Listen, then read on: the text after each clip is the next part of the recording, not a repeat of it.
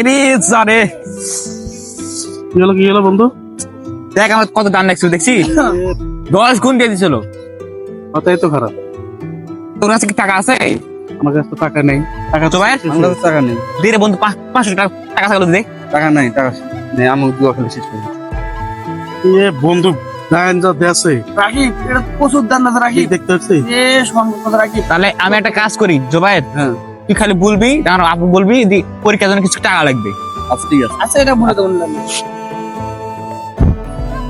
আপু আমার কাছে টাকার প্রয়োজন ছিল, আর পরীক্ষা ফি দিতে হবে।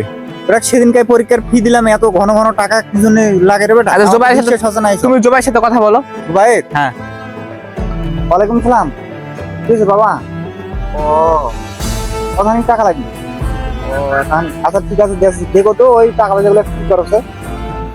তুমি ইয়া করো, তোমার আম্মুক যাই বলো মুখ জায়গার টাকা আছে তোমাকে দিয়ে দিবে নি, যাও। আচ্ছা ঠিক আছে। এখন তো প্রচুর দাম আছে, লিয়ে আসি টাকা লিয়ে আসি। টাকা নিয়ে আসি, টাকা নিয়ে আসি। এ সম্ভব ধর আমি ভালো তো দাও। ভালো ধর ধর ধর টাকা ধর।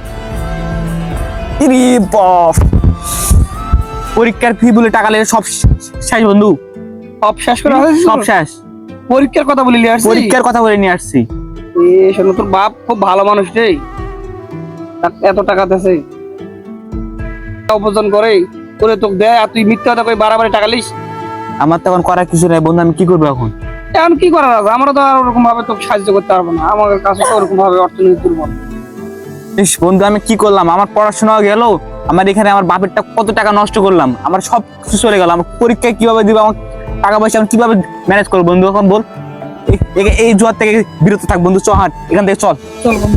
এখান থেকে চলে যা। আমাদের দেশের যুবক সমাজ ধ্বংসের মূল কারণ হচ্ছে জুয়া। এই জুয়া তাদেরকে এমন ভাবে বশ করে ফেলেছে যে এই জুয়া খেলে অনেকেই তাদের জীবন ধ্বংস করে দিচ্ছে এবং সেই সঙ্গে সঙ্গে তাদের ফ্যামিলিও ধ্বংস হয়ে যাচ্ছে। এজন্য আমরা সবাই জুয়া খেলা থেকে বিরত থাকবো। ভিডিওটি একটি সতর্কমূলক ভিডিও, যদি কারো ভালো লেগে থাকে তাহলে অবশ্যই লাইক কমেন্ট শেয়ার করে আমাদের পাশে থাকবেন।